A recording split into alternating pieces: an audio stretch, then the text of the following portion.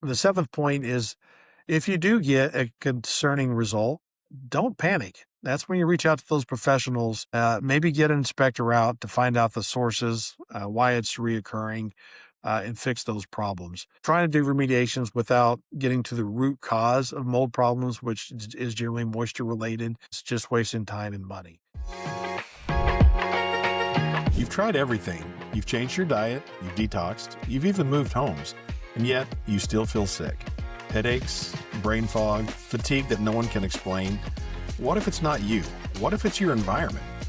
Welcome to Mold, Mycotoxins, and More. I'm John Bodie. Each week, I sit down with experts uncovering how mold, mycotoxins, and environmental exposures affect your health and what real recovery looks like. Let's get into today's conversation. The information provided on the Mold Pros podcast is for educational and informational purposes only and is not intended as medical advice, diagnosis, or treatment. Listening to the podcast does not create a doctor-patient or professional-client relationship between you and the podcast host, guest, or the Mold Pros. The content shared should not be used as a substitute for professional medical advice, diagnosis, or treatment. And always seek the medical advice of your physician or qualified healthcare provider with any questions you may have regarding a medical condition, potential mold exposure, or health concerns. Never disregard professional medical advice or delay in seeking it because of something you heard on this podcast. And while we strive to provide accurate and up-to-date information, we make no representations or warranties of any kind, express or implied, about the completeness, accuracy, reliability, or suitability of all the information discussed. And guest experience and outcomes discussed on this podcast are individual cases and should not be considered typical results. Your situation may differ significantly. As always, if you think you have a medical emergency, call your doctor or 911 immediately. By listening to the Mold Pros podcast, you acknowledge that you understood this disclosure. Welcome to Mold, Mycotoxins, and More. I'm your host, John Bodie, co-founder of the Mold Pros. Today, we're going to do something a little bit different from our regular episodes. Instead of having a healthcare provider or another environmental industry expert as a guest, we're going to begin a series of episodes to discuss the different types of DIY mold tests that are available to consumers. And we're going to start the series beginning with the HERTSMI-2 test, a mold testing method that's become incredibly popular in the mold illness community, especially among practitioners treating chronic inflammatory response syndrome, or CIRS for short. But like any diagnostic tool, it has both its strengths and it has some significant limitations. So we'll break down what this test is, how it works, we'll break down the pros, we'll break down the cons, and also when it makes sense to use it.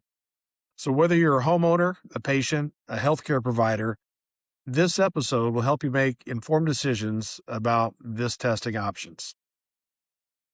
So let's start with HERTSMI. What it stands for is, HERTSMI-2 stands for the Health Effects Roster of Type-Specific Formers of Mycotoxins and Inflammagens, second version. That is a real mouthful.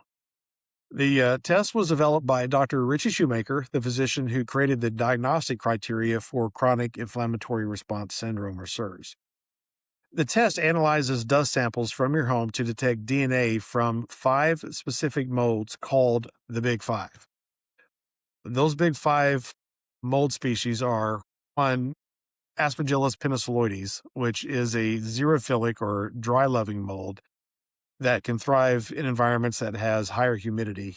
It doesn't need a lot of water to thrive. The second is another Aspergillus species. It's Aspergillus versicolor, which is a xerophilic mold as well, and it produces some pretty potent mycotoxins. The third mold on the list is Cotomium globicin, which is a hydrophilic or a water-loving mold that's commonly found in water-damaged drywall and other water-damaged building materials. The fourth species is Stachybotrys chartrum, or what people oftentimes call black mold. It is also a hydrophilic mold similar to Cotomium, and it needs a lot of water to thrive. So we're thinking water leaks, sump pump failures, that sort of thing, storm damage, that kind of thing. And the fifth is Wallemia sebi, which is a very common outdoor mold. It is also a dry-loving or a xerophilic mold. So the panel has 5 species, 3 are xerophilics or dry-loving molds, Two are hydrophilic or water-loving molds. The analytical method is MSQ-PCR, which stands for mold-specific quantitative polymerase chain reactions. That is a DNA technology similar to what's used in IMA test or an ARMI test, if you're familiar with those. But unlike an ARMI test, the HERTSMI-2 focuses only on those five. The ARMI test uses PCR and has 36 fungal species listed. So what makes the HERTSMI-2 scoring methodology a little unique is that each mold is assigned a point total based upon the concentrations detected. So these scores add up to a total HERTSMI-2 score. And the ranges for those scores are put into three buckets. So the first is below 10, which is considered generally safe for reoccupancy for CIRS patients. And then we have an above 15, which would indicate a significant problem, especially for sensitive individuals with CIRS. And then we have this kind of gray area between 10 and 15, which requires additional investigation or assessment. The sampling for HERTSMI-2, it's really pretty easy. It's simply a dust collection method. You can collect it either with a vacuum canister, or oftentimes sterile medical swabs are used, or even an electrostatic Swiffer comes in some of the kits from the labs. So once you take your samples, you send it off to the lab, you get the results back usually within 2 weeks. If you need something quicker, I think most of the labs will have an expedited service that you can pay more for to get the results in a shorter amount of time. So that's kind of overall what the HERTSMI-2 test is. Now let's tear into some of the strengths of the test and why it's so popular. First and foremost, I guess the number one strength is that it's really that expensive for a PCR test. So you should pay less than $300 for the test. So it should be $100 or $150 less than a full ARMI test. So those that are on a tight budget, but you want the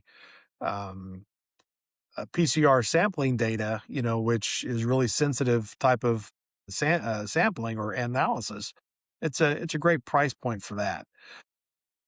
The second strength of it is really what the test was designed for. It's designed or developed specifically for CIRS patients. So Dr. Shoemaker developed the scoring methodology based on over 1,000 ARMI tests correlated with patient outcomes. So it's designed to specifically answer, is this building safe for someone recovering from CIRS?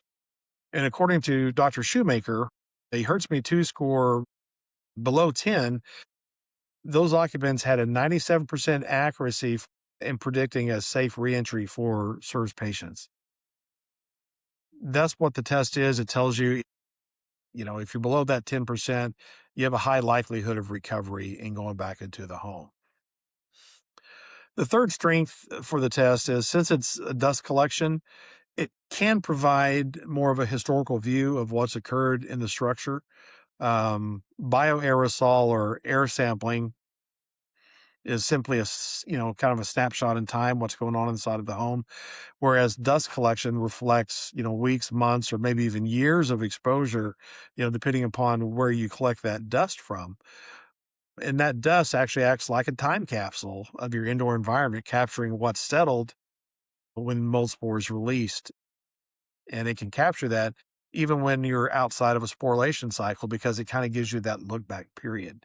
So that's something that all PCR dust sampling has as a strength. I think the fourth strength of a HERTSMI-2 is that it's really simple to interpret the data. An ARMI test has 36 fungal species broken down into two categories. And then you have to subtract category 2 from category 1 to get your total score. Well, a HERTSMI-2 gives you just one number to look at with clear benchmarks. So you're looking for that total score, ideally to be below a 10, on that ARMI test. Those are the pros or the strengths of the test. Now let's dig into some of the cons or the limitations of the test. And I think these are really important to understand. Obviously, number one, it's a deep test in that it's PCR and gets down to the species level, but it's very limited. It only has species, and certainly why the big five are important.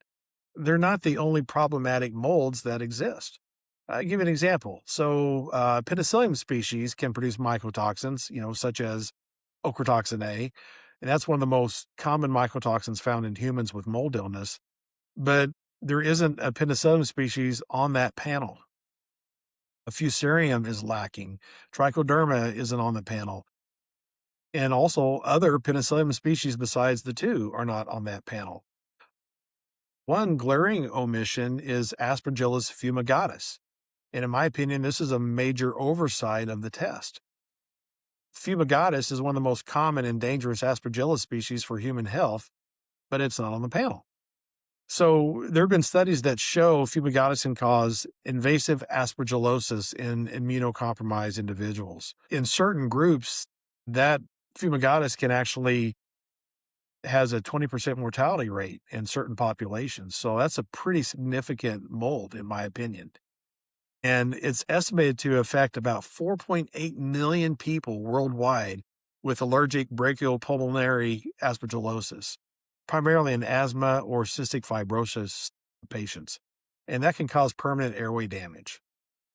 And fumigatus can also produce mycotoxins, such as gliotoxins, which are an immunosuppressive mycotoxin.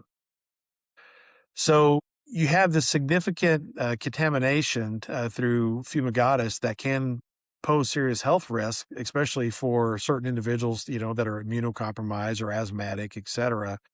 And you can actually wind up with a very low HERTSMI-2 score because that species isn't on the list. It's not tested for. So a negative would be that the HERTSMI-2 could give you a false reassurance that there isn't a problem in your home when it's not looking for these other molds. So that's number one. Number two is the actual species listed on the panel. There's discussion around environmental professionals. Some have some serious concerns about three of the species on the panel. Wallemia, for example, is primarily an outdoor mold. And elevated levels on your HERTSMI-2 test could actually just be a reflection of outdoor air filtration getting into the home and not necessarily Wallemia growth inside the home. But since there isn't an exterior baseline, it's really difficult to understand what's coming in through natural air exchange as part of the normal fungal ecology in your area versus what could be mold growth inside the house. Aspergillus penicilloides is a xerophilic mold, as we mentioned. It loves dry environments, and it's pretty ubiquitous. It's found everywhere. Same thing. Is it coming from outside the home or inside the home? And then you have Aspergillus versicolor. Those spores, they kind of link up or chain together. And so that test is going to measure the amount of DNA from an organism. So that one organism could be 10 spores or it could be 100 spores. And so it's a common thought is that really on a HERTSMI-2, you're looking for two reliable indicators of water damage, and that's going to be the Cotomium and the Stachybotrys molds. As we mentioned, those are hydrophilic molds that require a lot of water in order to thrive, not just high humidity. You've cleaned, repainted, and replaced filters, and still, you're not getting better. Headache, fatigue, brain fog, the doctors can't explain it, but your environment can. At the Mold Pros, we specialize in uncovering what's hidden in plain sight. Our environmental testing looks beyond surface mold, identifying bacteria, volatile organic compounds, and even mycotoxins in the air that you breathe. Then we correlate those results with your clinical data, showing how your space may be affecting your health. Next, we use our patented remediation process to safely remove toxins, restore balance, and prevent them from returning. It's more than just a cleanup. It's a science-based system designed to help your body heal by healing the environment first.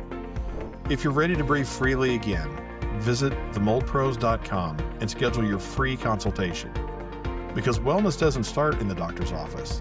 It starts where you live. Another negative or con to the test is that it is a DNA test. And as with all DNA tests, it's going to tell you if mold DNA is present, it doesn't tell you if that mold is viable or which means whether it's alive or growing.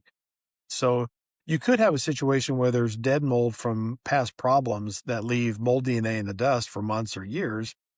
And that high score doesn't really tell you if you have a current problem or if it's just historical stuff that maybe got missed in the remediation process or, the contamination issues since been resolved.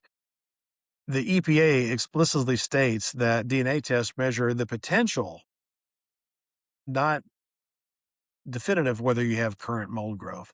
So that's important to understand.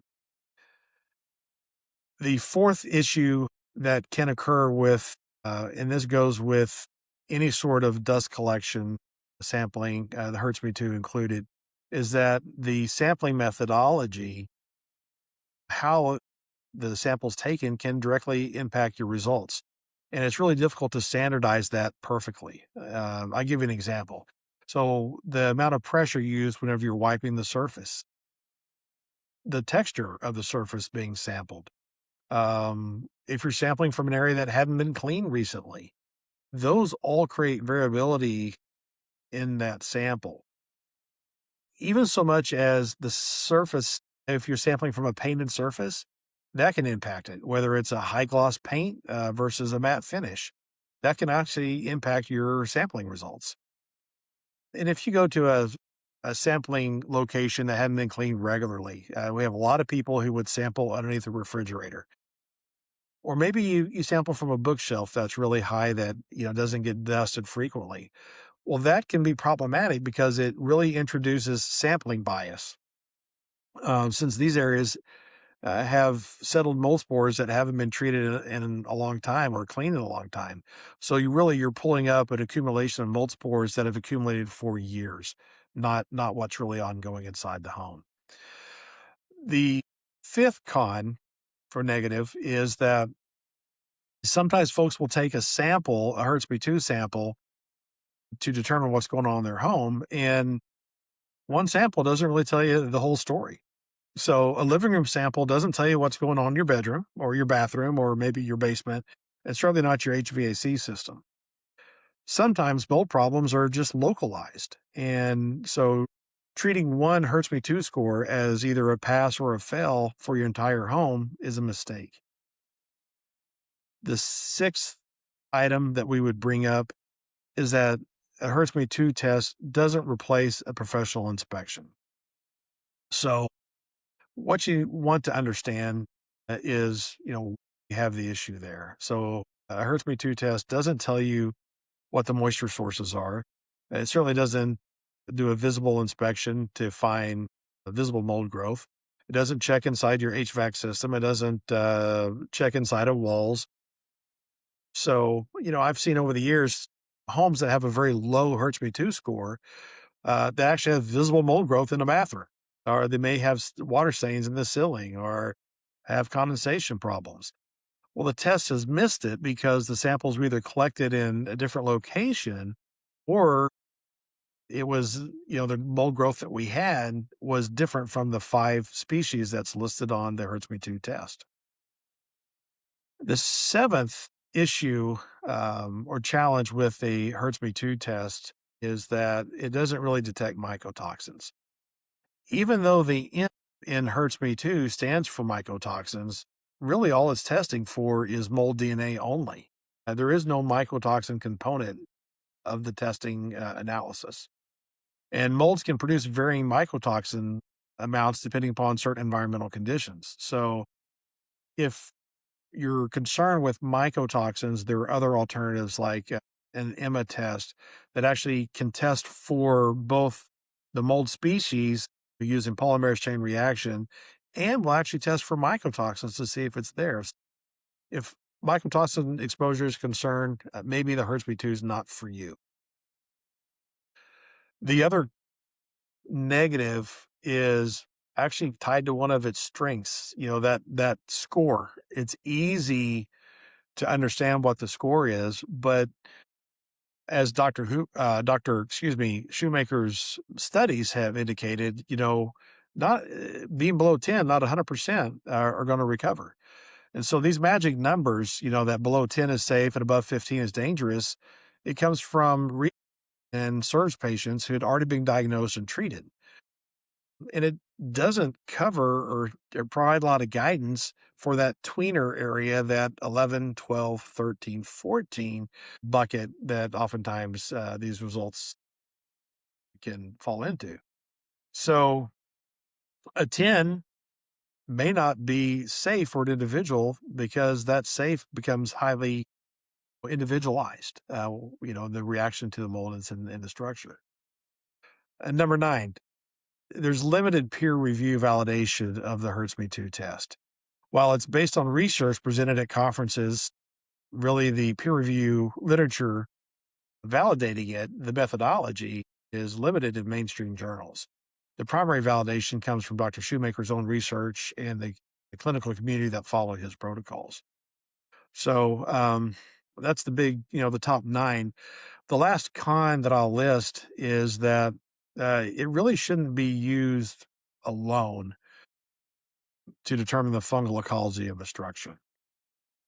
It should be used in combination with a professional visual inspection that includes a moisture assessment, it includes an HVAC assessment, and also in conjunction with the patient's symptoms and a medical evaluation.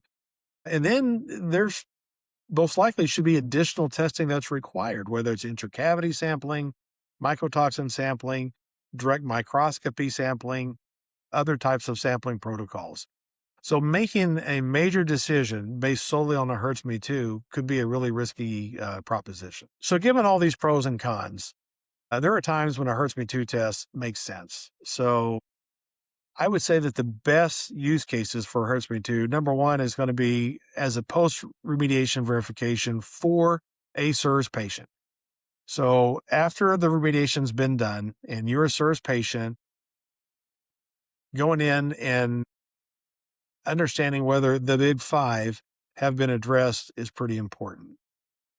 If you're going to do that, we have some recommendations on how that should be done. So you don't want to come in the day after the remediation and do a post-test.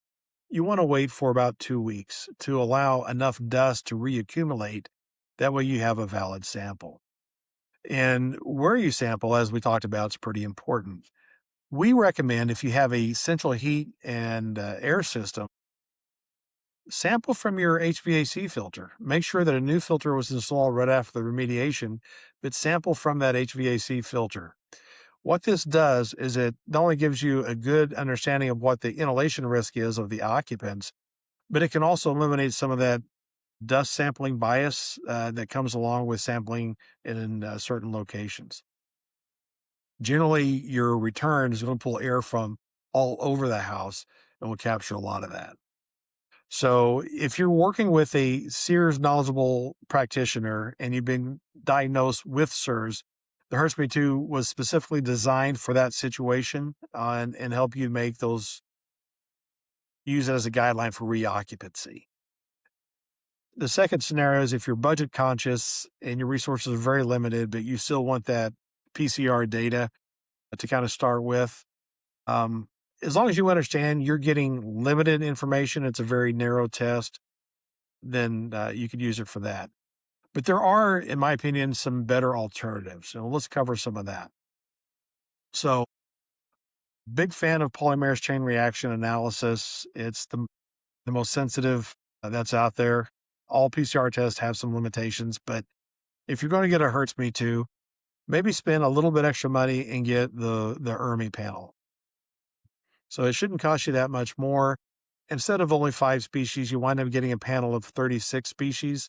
And you can actually get a HERTSMI-2 score if you're looking for that information from your HERMI results. There are several calculators online that can help you out once you plug in your numbers, and they'll get you that HERTSMI-2 score.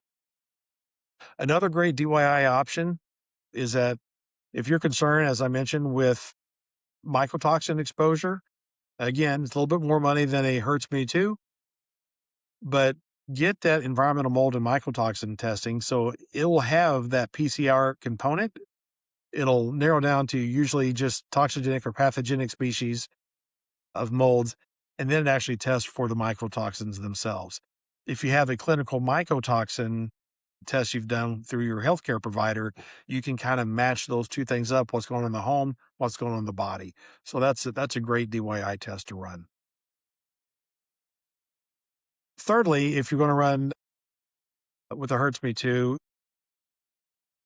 the why is so important, and especially if you have a health concern. So we'd recommend getting a qualified indoor environmental professional to do a thorough inspection in the home from a moisture standpoint. They can oftentimes not only do a moisture assessment from the exterior of the home, interior of the home, inspect the attic, inspect the basement, inspect crawl spaces, but also if they say, hey, listen, there's some additional tests that we'd recommend to help identify really what's going on in your structure, they can do that. That's what they're trained to do, and that's what you're paying them for. And the fourth is kind of a combination of all those things. So get a good visual inspection, get a moisture assessment, and get that targeting inspection. We believe that it's going to be multiple testing types that provide the best overall understanding of the fungal ecology of the structure. So it could be PCR as a good portion of that. Like I said, it's great analytical methods. Also, it could be some intracavity samples. It could be surface samples if we see suspected microbial growth inside the structure. So don't rely strictly on just one test to make a big decision on your health or on your home. Having said that, if you've said, okay, a HERTSMI-2 is the best test for me, I will give you 8 actionable points or items to get the best outcome with your HERTSMI-2 test. The first point is do a visual inspection first. So look for water stains, smell for musty odors, look for visible signs of mold and underneath sinks and bathrooms and wet areas. Look for signs of water damage and condensation. If you find an obvious problem, fix those first, then go back and do your testing afterwards after everything's been remediated. The second thing, understand your limitations. The test is designed to tell you what's going on with these 5 fungal species in the specific area that you've sampled, nothing more. So just understand that. And then when you decide to sample, make sure that you have a good sampling strategy. So sample where you spend most of your time. That's going to be where the majority of your exposure is. And as I mentioned, if you have an HVAC filter, that is a great place to sample for any kind of PCR sampling. And the fourth item, when you get your results, interpret those results in context. So remember, a low score doesn't necessarily guarantee safety, and a high score doesn't necessarily mean that you've got an immediate crisis. So look at the specific molds that are elevated, not just the totals, and consider your symptoms and your individual sensitivities. And then that leads us to the fifth point: work with a professional. So get a certified mold inspector or remediator involved to help you with the data. Get your healthcare provider involved as long as they're knowledgeable about environmental illness and certainly chronic inflammatory response syndrome. The sixth thing, and we see this happen, is don't test too soon. Like I said, don't test right after your remediation. You need to wait for at least 2 weeks. Let that dust accumulate. Otherwise, you're going to get a false negative and think that you're resolved when you may not be. The seventh point is if you do get a concerning result, don't panic. That's when you reach out to those professionals, maybe get an inspector out to find out the sources, why it's reoccurring, and fix those problems. Trying to do remediations without getting to the root cause of mold problems, which is generally moisture related, is just wasting time and money. So we'd always recommend that you do that. And eighth and finally, if you get low results but have symptoms, remember a low score doesn't necessarily rule out an overall mold problem. It just means that those 5 species are low. So it could be that you have issues with molds that aren't on the panel because it's so limited, or it could be that you have species or problems with those 5 species in areas that you didn't sample. So that could be an issue. Or it could actually be that you don't have a mold problem. And maybe if you still have ongoing health issues, it could be bacterially related, or it could be VOCs or volatile organic compounds. So, and it also could be that, hey, your health concerns aren't related to the house that you're in now. It could be work, or it could be somewhere else. So don't let a low score stop you from further investigations if your systems are persistent. So let's wrap up with a few essential points on HERTSMI-2 testing. Really, the bottom line, the HERTSMI-2 test, it is a useful tool for those that are under the care of a practitioner that is following Dr. Shoemaker's protocol strictly. It's one piece of a data puzzle. It's not always the definitive answer. It is cost-effective method for screening, and it's really designed for helping CIRS patients understand should they reoccupy their home. So those are the strengths. If it falls short because it's limited. There's a lot of species missing. It doesn't test for mycotoxins. It doesn't replace a professional inspection to understand the why, the where. There could be problems, and it could give you a false sense of security or raise flags kind of unnecessarily. So, in my professional opinion, there are a couple other tests which may provide more information. If you are able to spend a little bit more money, as we talked about, take a look at the HERTSMI test. At least you get 36 species as opposed to the HERTSMI-2, and you can still calculate the score yourself. And then get yourself a professional inspector to help out with moisture mapping, that sort of thing. They have tools that you may not have, like infrared thermography, moisture meters, hygrometers, borescopes, to really do a thorough investigation that most homeowners simply can't do. So those are some things that you can do. A HERTSMI-2, it can provide some really good data, especially if you're a CIRS patient. Just understand that it has those limitations. Most importantly, no single test tells you if your home is making you sick. That's where that good assessment comes into place. Test appropriately, moisture investigations, talk with your healthcare provider, and follow professional remediation protocols. So, final thoughts. We understand that working with mold issues, it can really be overwhelming, especially when there's health issues going on. And there's a lot of conflicting information about what to do, what not to do, what the best testing options are, and all of them seem to offer simple answers. And it's just not always that simple. The HERTSMI-2 test is neither a magic bullet, nor is it a scam. It's a legitimate tool with a specific application with real limit. So use it wisely and in combination with other methodologies, and always seek medical or guidance from your medical provider or your IEP. So whether you're a homeowner, a patient, or a healthcare provider, understanding what this test can do and what it can't do will help you make the best decision for indoor air quality and your health. So I know that's a lot of information. Hopefully it's helpful. That's it for today's episode of Mold, Mycotoxins, and More. I hope the deep dive has given you a lot of information around HERTSMI-2 test that helps you make the best decisions for you and your family and your environment. If you have questions about mold testing or indoor air quality or environmental illness, we'd love to hear from you.